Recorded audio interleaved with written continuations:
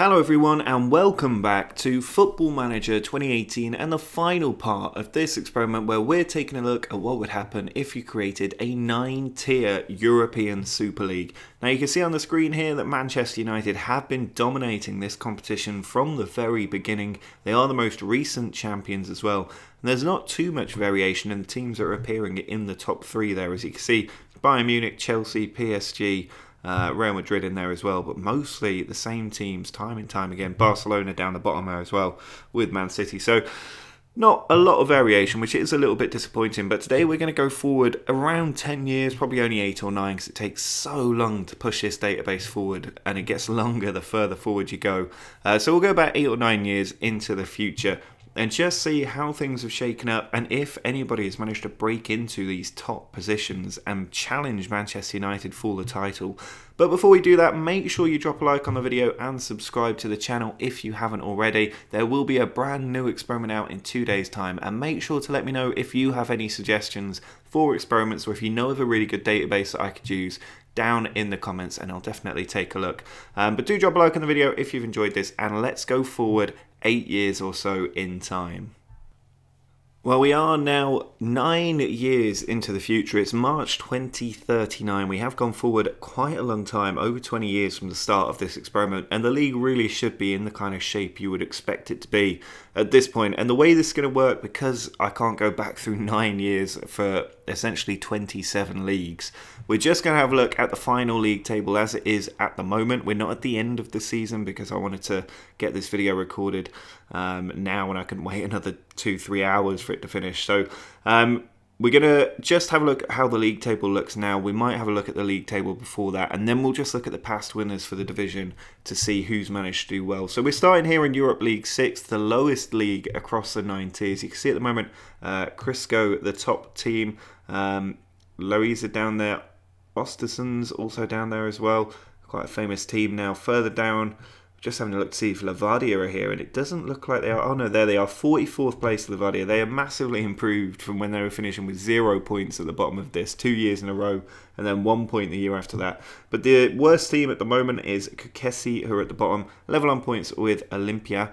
And then if we just have a look at the past winners here, for Europe League 6, you can see Young Boys were down there as well. Willem 2, Willem second, I'm not really sure how you say that. Apoel down there, Antwerp down there. Some decent teams are right at the bottom, Cagliari as well. And that wasn't the case at the start of this. Obviously these teams have struggled, fallen down the league, and are now managing to get promoted back up. But overall, not doing well at all.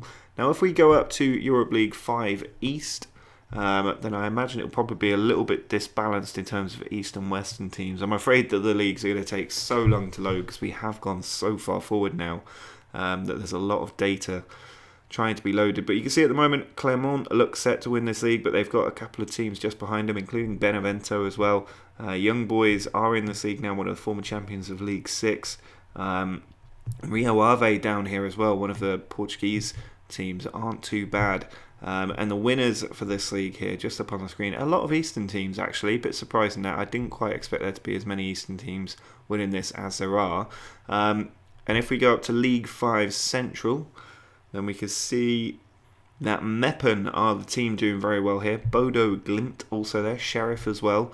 Spartak in there, further down, Den Haag in there, Sampdoria all the way down here. This is the 8th tier of these leagues, and yet Sampdoria are all the way down this far, which shows that maybe there is a little bit of the financial sort of implications of these leagues rather are helping some of those smaller teams to compete with the likes of Italian teams. We haven't seen any German or English teams just yet, so they're doing quite well. You can see back here some bigger teams getting promoted. But certainly some smaller teams now. Hamilton went up as runner-up the year before as well. And in Europe League 5 West, you can see Lokomotiv winning this in the West. I'm not sure they should really be in the West League, but there they are, Plovdiv. Not too many recognisable teams down here. Most of those traditional Western teams have now pulled out, and across the Central, East and West leagues in the bottom tiers, it is mostly those Eastern European teams with a few others thrown in as well. But there are very few Western teams left in here. Reggiana possibly. but Scandinavian teams, Eastern teams, mostly making up this league. When you look at the past winners, I think that'll probably ring true here. Although actually it's not too bad. You've got the likes of Sparta Prague and Angers in here as well. But a change from the days of Brentford and Reading. Brentford obviously went on to that famous run right up into the top tier, and we'll have to see if they're still there now and possibly have even won one of the league titles. In Europe League 4 East, again, not many teams I recognise here, but you do have the likes of Lecce, VVV Venlo, Willem also down there. So a bit of change there, but again, it's not too many recognisable teams here, and even the winners of this are quite unfamiliar. I mean, obviously Ross County in there, St Johnstone, a couple of Scottish teams going up, Reading right at the beginning, and Lugo, who are obviously in much higher leagues now with time having passed. In the Central League, as you can see, you have got Thun at the top there with Arlen, Norstedt, Maritimo down here as well, Montpellier all the way down here, which is somewhat surprising, NAC as well, and then mostly Eastern teams around there, Lecce in there. If we look at the past winners for Central League 4, you can see Huesca at the top. Partick Thistle managed to go up recently. But again, quite changed from the teams that are originally going up, which must have been doing very, very well, climbing up the league even quicker. If we look at Europe League 4 West, Hamilton are the team leading the league here. Kortrijk in there, Maribor. Down at the bottom, Belenenses is getting relegated. The Portuguese team starting to struggle somewhat and falling down these tiers quite quickly. The past winners here, you can see Panathinaikos in there, Legia Warsaw, NEC have won it recently. Charlton, Barnsley were some of the teams going up to begin with. Quite a few English teams at the start, but none of those teams anywhere near these sort of tiers. The English team's doing very well as we kind of climb up into Europe League 3, which is a 9th highest ranked league in the game. You can see OFI have won this, Red Star down there as well. Transponsor, Partick Thistle down at the bottom of this league. The Scottish team's not doing too badly. I would have expected them to maybe be struggling a little bit more than they are. But if we look at the past winners here, you can see Mattersburg, Numancia doing well. Charlton up here have taken quite a while to get promoted from this tier. And in the Central League, Girona winning this. Hearts are in here. This is, I think, the 5th or 6th tier. Braga down there. Groningen Twente about to get relegated from the looks of things. Past winners for Central League in Europe League 3. Roda in there. Teplice. Heidenheim. Cezanne in there. So we are starting to see a few more now as we go higher up this. A few more of the established European League teams are starting to do well. You can see Reims here from France doing well. Charleroi. Watford are in here. This, I think, is the first English team that I've actually seen Watford, and they're not the worst team in England. Or, you know, when we started this, they weren't the worst team in England. So surprising that they are now the lowest ranked team, a Premier League team at the time, dropping all the way down, which is somewhat surprising. But you see more French teams now popping into this league. Not any Germans as of yet, really. A couple of lower league Germans. But if we go up to Europe League East, you can see Millwall are currently at the top of this table. Aberdeen. Now we are starting to get more familiar names, even in the East League. You got Paris FC in here. Lokomotiv Moscow, Mold, Elbar. Some more established European teams. If we look at the past winners here, then you can see not all dominating teams that you would expect. So you've got a Greek team in here. Nimes are in here, Alsace, Nuremberg, Birmingham before that. And then going up into the Central League, again, a few more established teams in here. Feyenoord are in here, Guignon are in here, Malmo in there, winning the league at the moment. Olympiacos further down, and Villarreal, probably the biggest Spanish team we've seen so far, are due to be relegated from this league. And as you can see, there are still 1, 2, 3, 4 tiers above this. So this is the 5th tier that Villarreal are about to be relegated from. Bologna in there as well. Past winners for this league, Heidenheim up there, Albacete, Millwall, Ajaccio. And if we go up to Europe League 2 West, Villarreal did manage to win that league about a year ago. They must have got relegated again and are now looking at 2 consecutive relegations potentially. But you can see here, not as many recognisable teams. Palermo and Portsmouth are in here. Further down, Blackpool. A few more English teams starting to pop up on the radar. In Europe League East, Wigan in here, Sunderland in here, Crystal Palace, Basel. Now we're getting a few more of the European calibre teams popping in, Nice in there. And the past winners in Europe League East 1, Rennes, Hanover. A lot more of those established European nations popping into this. In Europe League Central, Hibs are currently up there, doing very, very well, punching above their weight, I would say. Shakhtar further down, PSV much lower down than you would expect. Getafe, Rosenborg in there as well. Past winners, if we can pull those up. Cadiz, Crystal Palace in there, Pogon, Sassuolo, Rangers got promoted quite some time ago. It'd be interesting to see where they finally settled. Europe League West here, Birmingham, Olympiacos, some of the teams going up, Barnsley before that. And in the league at the moment, you've got Metz there, leading the way with Anzhi from Russia, Maccabi Haifa. West Brom down in 16th place, St Johnstone are above Lazio. So there really has been a big rebalance of these teams as we go up into the third tier now. Or is it the third tier, or is there another one above it? Maybe it's the fourth tier. It's hard. These are not well named, I would say. I think they do need slightly different names just to distinguish them a little bit better.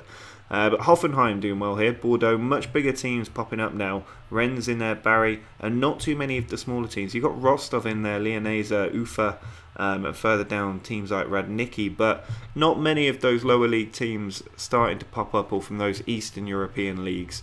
But you got Real Oviedo winning this. You did have Banica Stava winning this. Now I'm looking forward to seeing which of those smaller teams are further up these league structures. And you can see St. Pauli winning this one. UL in there, Wolves in there. A lot more English teams from the Championship in this league. And when you look at the past winners, I'm sure they'll pop up in the names here, which they are Reading. Celtic went up a few years ago. Reading have won this league twice now, so they are yo-yoing a little bit. In Europe League West, we can see...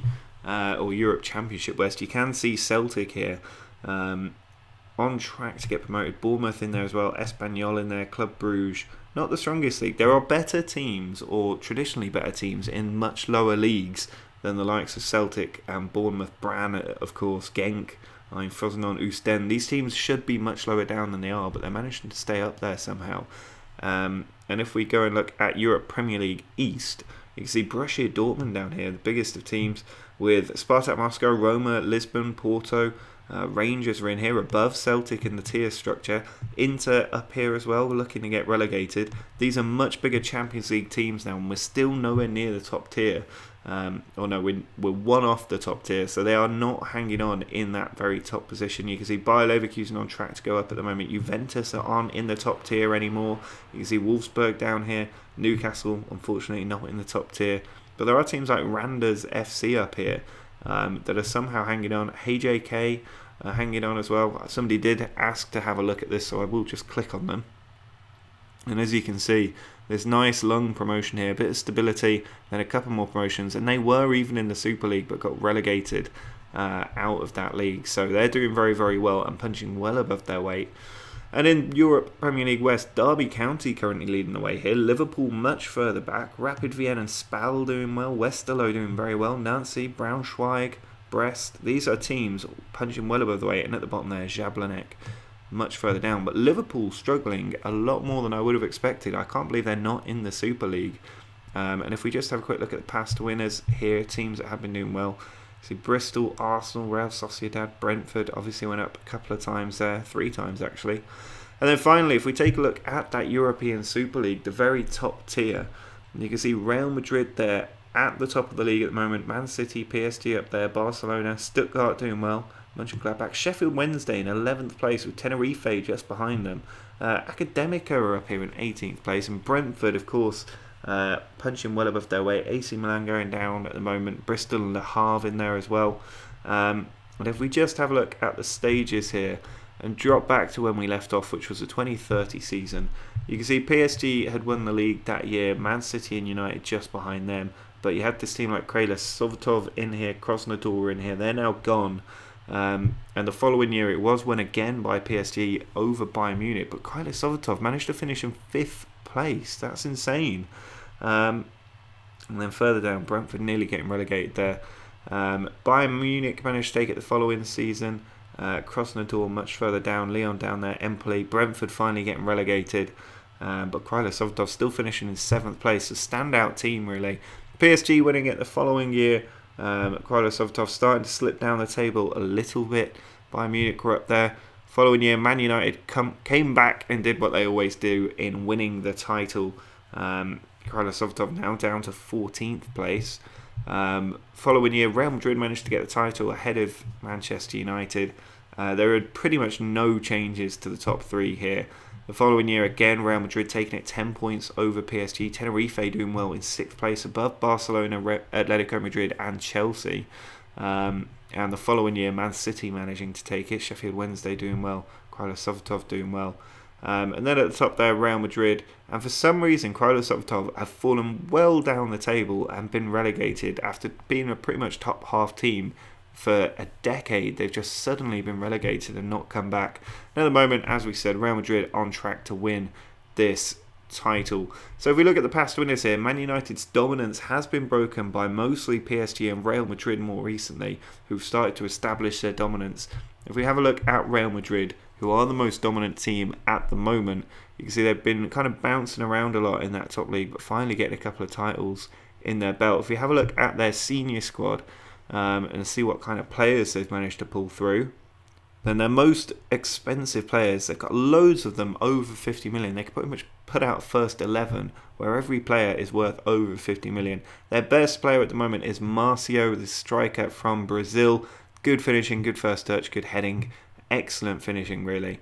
If we look at his career stats here, you can see why. He's getting 30 league goals a season, 36 overall, 29 overall in the most current season. But that's a pretty good scoring rate, having been signed from Santos, a breeding ground for great Brazilian players. But the Super League overall working out pretty much consistently across the entire duration of this experiment. And if we have a look at this Europe Champions League and just look at the past winners of this competition, not a massive amount of variety. Man United did manage to win a few of them. Real Madrid currently doing the double every season at the moment with a couple of wins here. Academica made it all the way to the final. Kryla Sovetov made it to the final as well. And lucky we haven't seen a team like that win the title. It's been pretty much the big teams, although Liverpool did get one, even though they're now in the second tier. So a bit of a change there. And if we look at the Europa Cup, not too many recognisable names made. Beitar Jerusalem's a flashbang past there. They used to qualify for the Europa League. Le Havre, Brand, Sheriff down there as well, and Kryla Sovetov a long time ago winning that before getting much further up. Same for Brentford actually as well. Now if we just have a look at the overall players in the world, then you can see at the top, Ivan Simic is the most expensive player in the world at 85 million. Marcio from Real Madrid there, Brazilian. An Argentinian further behind, Portugal, Spain. We do have an Englishman worth 68 million, which is nice to see. A couple of Spaniards again. Mahmoud Hassan, currently playing for Real Madrid from Egypt. Another English player in there. It's still the main countries you would expect. There is a very expensive Slovakian in there, but it's the dominant country still at the top of the player valuations. And if we have a look at the most highly valued player in the world, Ivan Simic, you can see why. He's a left winger with absolutely sensational finishing stats there. And if we look at his career stats, you can see he's getting a lot of goals from that left wing. He doesn't seem to traditionally play as a striker, so this is a huge return. Excellent average rating as well.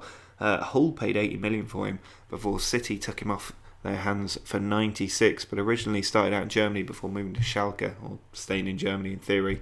And if we just go now to the World Cup and see which teams have been dominating here. Italy had a couple, Colombia managed to win one, Brazil as well. Just look at the past winners and who else made the final. Luxembourg were runners-up in the World Cup. In the most recent World Cup, Luxembourg runners-up. I'm very glad that I went onto this screen now, because Luxembourg, of course, have been getting those naturalised citizens, players from other countries that, because they're playing in the Luxembourgish league, are getting Luxembourg residency. Now, if we go to their schedule for their senior squad, they are currently ranked second in the world. Let's go back to 2030 when we left off before. They weren't doing that well back then, but the following year in European Championship qualifying, they did very well. A couple of defeats to the Czech Republic, but overall a very good performance. They did make it to the European Championship where they beat Wales 3-1, drew with Portugal, drew with Romania, managed to go through, but lost to Holland the following year, but did very well in Group 4 in the European League. World Cup qualifying got off to a rocky start before winning an awful lot of games. I'm not sure that will have been enough for them, and indeed it wasn't, but they did alright in the Division C group. And then in the European Championship qualifiers, much better performance. Defeat to Sweden won't have helped. A couple of draws in there as well, but they did manage to beat Italy and did qualify for the European Championship. They won 4-0 against Slovenia, but lost 1-0 to Italy, 2-1 to England, and still got out their group before being beaten by France 4-1. So 3 straight defeats there, not doing them any favours. But the following year, World Cup qualifying went brilliantly for them. They drew with Argentina in a friendly as well. And then in that World Cup, they beat Honduras 2-1. They beat Brazil 2-1 in the group stage. Beat Nigeria 3-0, Russia 2-0, Romania 1-0 in the quarterfinals. It's a very nice run through that draw. And then managed to beat England on penalties, of course, in the semi-finals. That was basically a gimme when they got to that point. They were lucky not to go through in extra time, but a 118th minute equaliser for England sent the game to penalties. But you can see in the final there, Brazil got revenge on that group stage defeat and did manage to win 3-1. Marcio getting a hat-trick for them in front of 87,000 fans in Mexico. So Luxembourg there, absolutely sensational that they've managed to get that far. You can see their world ranking bouncing a lot down as low as 41 8 years ago, and now been second for quite some time. If we just have a look at their senior squad and see why they've managed to do so well and get to a World Cup final, then you can see they still don't have that great a team. I mean, it's not bad. There's a lot of players worth over 20 million, which gives them a good strength in depth, but they aren't having that many world-class superstars in there. They've got Adrian Yanesh from Barnsley and Cavillo from Manchester United, and they will have sort of swings up and down depending on the quality of players being naturalised and how early they can convince them to play for them. They've only got an 8,000 capacity stadium, but they are now runners-up in a World Cup final. That is absolutely brilliant that they've managed to do that. They've got a European Championship to come as well, but they've done very well. If we just have a look at these European Championships and have a look at the teams that have won this. You can see Switzerland, Spain, a couple of Germany. England did manage to get one. Spain adding to their records here. If we go to the past winners, you can see England missed out more recently to Switzerland, who've won it. But Luxembourg not appearing in these finals. But I think that will probably be it for this experiment. So do drop a like on the video if you've enjoyed this experiment from start to finish. Make sure to subscribe as well for the next experiment, which comes out in a couple of days' time. Let me know if you've got ideas for one down in the bottom. But until next time, see ya.